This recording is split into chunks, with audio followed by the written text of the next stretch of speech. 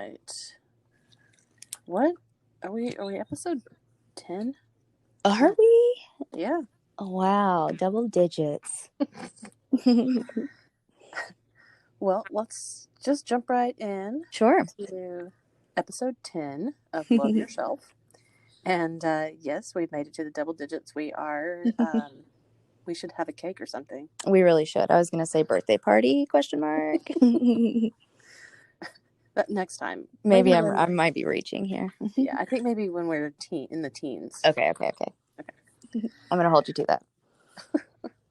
So we have been being very silly once again in the library, making videos.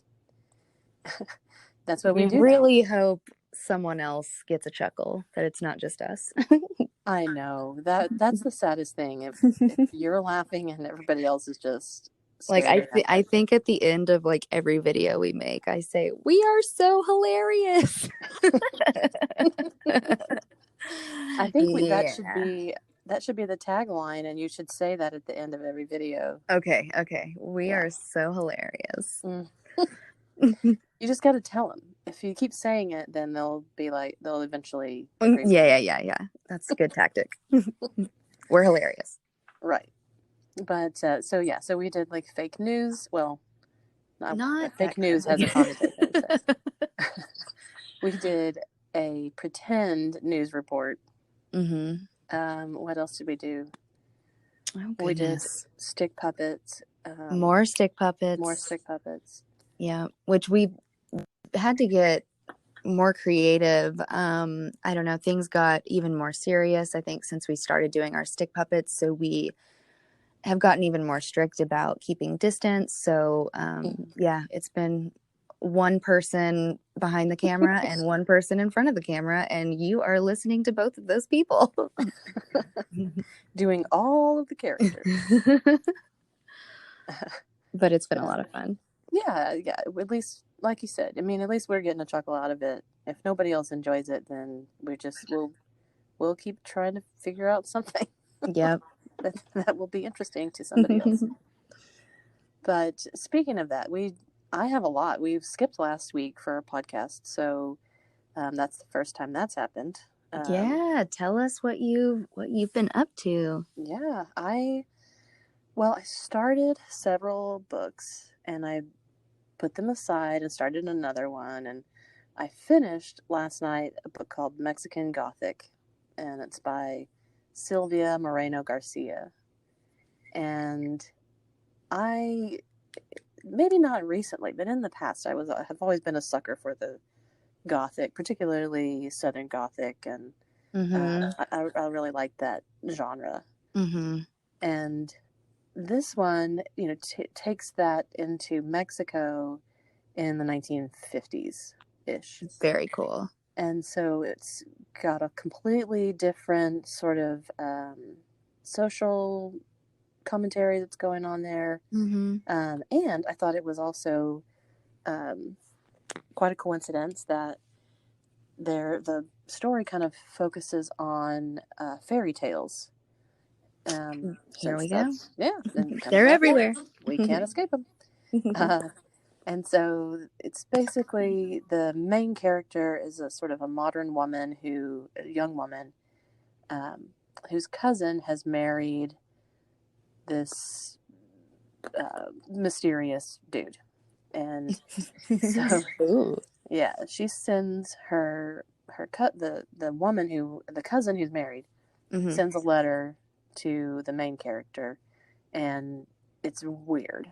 And the main character and her father are concerned about the cousin. So this is like how a lot of Gothic tales begin, right? Right. So the young woman goes to the big, crazy Victorian creepy house on top of the hill. Yeah.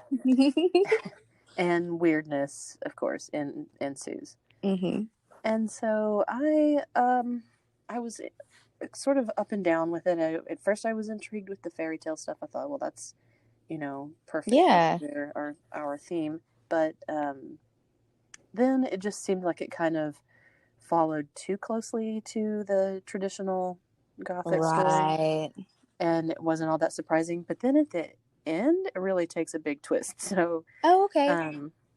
So yeah, I would recommend it if that's your genre for sure. Cool. But the couple of books that I set aside before picking that one up, the first one was Midnight Library by Matt Haig. And I hadn't read anything of his before. And all of these books that I'm talking about right now are galleys, so they're coming out later this right. summer. But coming out soon, but they're not quite out yet. But Midnight Library was just way too depressing for me. It's about a girl who's, and this is not a spoiler, it's the summary, apparent right? from the very beginning that she she's considering committing suicide. And I mean, already. Yeah. So I mean, I was intrigued, but I just wasn't in the mindset for that. Sure. Not that those stories aren't important, but yeah, you have to kind of take care of yourself. Yeah. By reading a Gothic novel, I guess. I don't know. I like how I'm like, yeah, that sounds much more uplifting. Than this totally dark tale of right. Yeah. Anyway, I do have those. I have weird sensibilities like that for sure. Well, no, I mean, I don't know. I think that any fantasy element, I don't know, it makes it easy to sort of disassociate. And yeah, I'm with you. Okay, good. That's not just me. No. But I am going to return to that one at some point because I'm curious to see how it's going to be done. It was intriguing the way that it was written, so I'll give it a chance. Nice.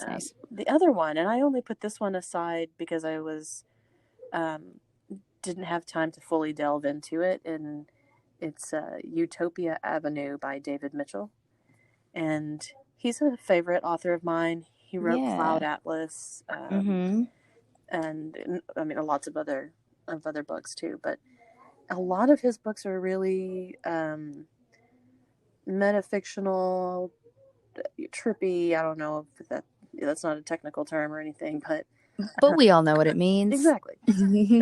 But very postmodern. And this book is about a band in England, in London. Fun. Didn't see that coming. No, exactly. And so far, I'm like, I don't know, a quarter of the way through it, and nothing trippy's happened. So it may just be a straightforward novel. Yeah. But it's well written, and it is sort of like a really like close-up snapshot of a very specific era. And I keep finding myself like Googling all the time because he sort of name drops all of these British bands from that time, which they didn't really come over here. Yeah. Or at least I was not aware of many of them. Right. So were you like, I don't know, are these actual bands or fictional bands? Actual. Okay. So they were all actual bands. Yeah. The central characters are fictional, but he mentions other bands that really existed. I love that. Yeah. So far, I'm intrigued, and I'm looking forward to getting back into that one this weekend. Actually. Nice. What about you? Anything? Yeah. Well, I was just telling you that I have not started anything new again. I'm the worst librarian ever. I think I said that last week, but I have two on my list. I'm taking one home today. It's a children's novel, I'd say middle grade novel called Rat Rule 79. It's by Rivka Galchin. It's about a 13-year-old girl named Fred who I guess is sort of moved around a lot with her mom, and she's about to turn 13, so she's super angsty. And one night she wakes to find her mom in their living room dressed for a party, and she steps into a paper lantern that's appeared in their living room. And so she follows her mom into this world called the Land of Impossibility. And I don't know, it seems really, really cool. I remember reading reviews when I ordered it, and so I'm going to take that one home today. Really excited to read that one. And then I need to pick back up, I've mentioned maybe in the first episode ever, so long ago. How I was reading Louise Penny's. Again, I think I said I didn't know what to call the series. I don't know if it would be called The Three Pines. But in any case, yeah, it's Inspector Jamash. Takes place in Canada, and I finished the last one a couple months ago, maybe. So I'm going to pick that next one up. It's called How the Light Gets In, and my mom said it's her favorite, so I'm excited to start that one too. Cool. I guess I have only read the first in that series, but that is super popular. Everybody loves that. It's so lovely and cozy. Yeah. I definitely recommend it. Well, the opposite of cozy sort of describes my television or me too viewing lately. Me too. My mom sent me a message one evening and asked if I had seen this show on Netflix called The Hat Man. Oh. Have you heard of this? No. Okay, so it is a documentary of sorts about sleep paralysis is the term. Oh my gosh, that concept is so horrifying. Yes, and so I have suffered from this, and so my mom, was asking if I had seen this. She didn't watch it. She was like, I don't want to watch that. Right. But it actually it's not a good documentary. It is the people that they choose to interview do not come across as super authoritative about about the whole thing. So the Hat Man, and I had never heard that term. I've looked up a lot of stuff about sleep paralysis, but the Hat Man apparently is this figure that appears to people when they have sleep paralysis, and all of these people all over the world and for years and years describe the same looking figure. So is it more, sorry to interrupt, is it more stories from random people who have seen this Hat Man, or yes. is that what you kind of mean by? Yes, that's exactly what it is. And so it's kind of funny actually to watch, but the concept of it is not funny, right? But and when I had sleep paralysis, I sometimes had a feeling that there was somebody in the room or a figure, but it was never a person wearing a hat. So were you ever able to see anyone, or it was just a feeling? It was more of a feeling, or it was just a dark shadow, not like it. Anyway. And no hat shape at the top of the shadow. That's super bizarre. I wonder what kind of hat. Did they talk about what kind of hat? Yeah, kind of like, have you ever seen, it's a fairly recent film, The Babadook? Yeah.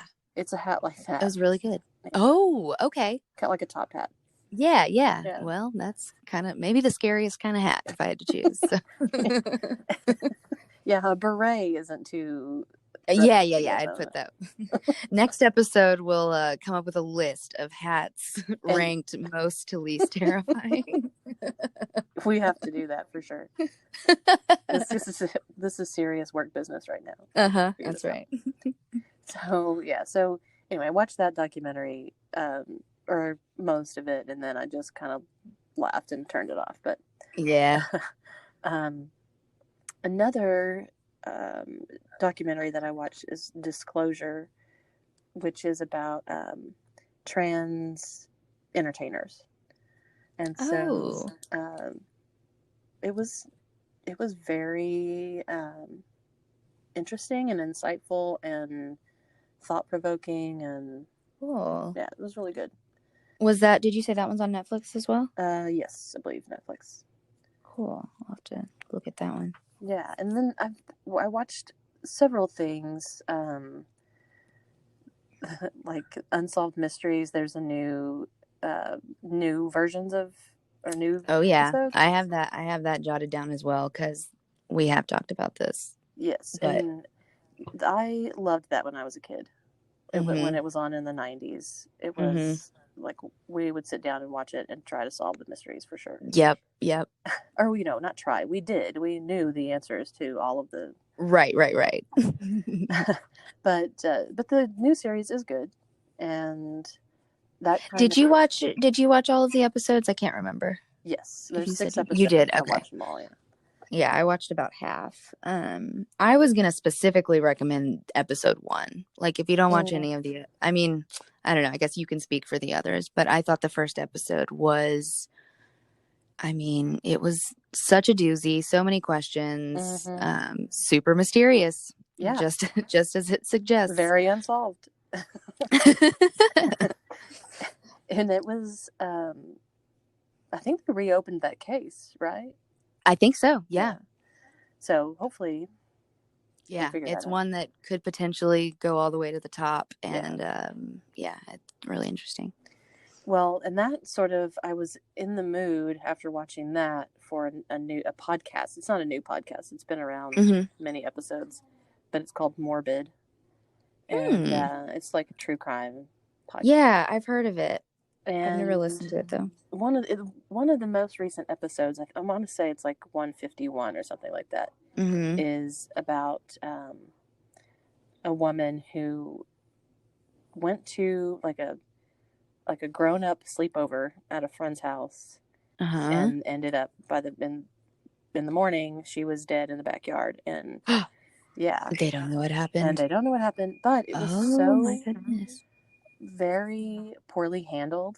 And oh, that's so frustrating. Yes, and that one too. Unfortunately, I feel like that's the case a lot. Yeah, it does seem like that, right? Like, yeah, police often in these or detectives often don't come off looking too great in those. Right. But anyway, it was good. It was like a 2-hour episode though, so I haven't listened to any more of them. But I was excited by the promise of maybe other or actually the follow-up, because since that is a case that they did reopen, I'm curious to find out how it's going to pan out. But right. And then another dark series that I just started, I'm on like 3 episodes, is Marcella, and I know you have watched that as well. Yeah, I'm not caught up, but I've watched almost all of the first season. Yeah, it's great. Yeah, I'm only through the first 3, but it's great, and it's I love the actress that do plays the too, lead. And it's really good. Yeah, very dark for sure. Yeah, but I don't know. I was looking for something compelling when I found that, and immediately found what I needed. Good. When I started Marcella. Yeah, it's great. Well, then I kind of took a lighter turn, I guess, and I watched the series Search Party. Yes, I need to finish that one as well. Yeah, and it is very wacky. I mean, it's dark too. Like after the second season of that one, I took a I think I started it kind of thinking like, oh, it's like these hipster kids from Brooklyn, or I don't know where they're from, but anyway, these like hipster kids, trying to solve a missing, I don't know, who is it? Their colleague, or not colleague, their classmate in college. Anyway, she's missing. They try to find her. But then it takes kind of a crazy turn, I think, at the end of the first season, beginning of the second. So I took a break, but you convinced me to get back to it. Yeah. And they're going to have a 4th season of it next year. Nice. So, it's thriving. Yeah. So that's great. Yeah. And that one, a little bit of a different tone. And then I also started watching Love Life, which I don't know what that is. Yeah, it's a very much more lighthearted, and now I'm completely spacing out on the name of the actress. Type away, quickly type away. I know you can hear me typing and Googling. Dun, dun, dun. Anna Kendrick. I don't know those. Oh, yes. Yeah. So, she plays the lead. Is it on HBO? Yes. Yes. Okay, I've not watched it, but cool. Yeah, so it was pretty cute. And I think the way that it's going to go is that each episode is a different boyfriend or relationship or something. Oh, that's fun. Yeah, so we'll see. Yeah. And then the last thing I'll mention. Oh, go ahead. Yeah, the last one I'll mention is a stand-up special. And I think I've said before that Amazon Prime has all this like stand-up that I've never heard of or seen before. Or, not all of it's good, but yeah, I've started one too many for sure, and not finished them. But yeah, there's some good stuff too. Yeah, and so there was one that just come out called by Alice Fraser, and the name of the special is Savage, and it was really good. It was nice, it was hilarious, but also like gut wrenching, and she touches on very serious things,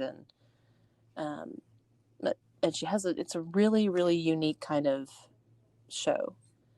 I am putting stars next to that. Yeah. Yeah, that's my cup of tea for sure. Yeah, I think you would really like it. And I hate to try to retell somebody's joke, because like, oh my gosh, I'm not gonna do come on, give it a go. I'm just kidding. But at one point, she's talking like this is how she kind of twists it. Like she's talking about like all of the the things that women go through, the particular stresses that women have, right? And then, so the joke is that she's kind of been talking about very serious stuff, and then she twists it. So she says something about I hate that women have to walk to our cars with the keys between our knuckles, because we're having to right. be all the self-defense stuff. And she says, and there's always the one key that you don't know what it goes to.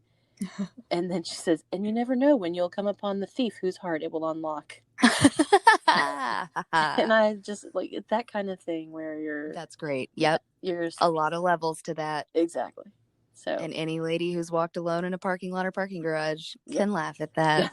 Yep. And I still have not come across the one whose heart it will unlock. But yep. I hope I don't have to. No. Yeah, I can go without that relationship. That's great. I might watch that tonight. Yeah, definitely. I need a laugh. I need a laugh partly because I've been watching all I don't know, the opposite of uplifting. Is that what we were talking about earlier? Yeah. So here I am. I watched the first episode of Perry Mason on HBO, the new launch of Perry Mason. It's pretty grim. Pretty grim. Like literally the first scene, I was horrified, but got through it. I don't know. I might give it another go. I think I was also just kind of distracted finishing that episode. So I don't know if this is a recommendation or not. But anyway, I gave it a go. I'll let you guys know how the rest of that goes. Last night we watched Whitechapel. It's a mini series on HBO. It came out a while back. I want to say 2008, 2009. And it's about there's a killer in Whitechapel who is recreating all of Jack the Ripper's murders. Yikes. And so there's a studly young new detective inspector working with the grisly old the grisly old cops that have been doing the job for years and know the area, and of course they all learn how to work together. But it was cheesy at times, but I really enjoyed it. I was saying that I felt like the stakes were super high.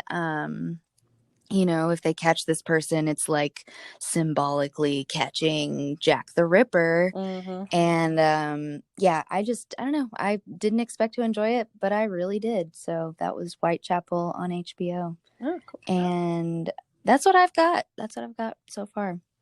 Well, my last little thing that I'll mention is something that I don't know. I'm not convinced about it yet, but and I don't even remember where I came across it or whatever.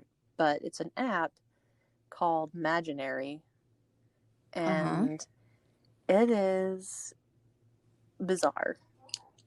But in an interesting way. It's you open the book, basically. It's like you're reading a book, but you're in it, and you sort of play a part in it.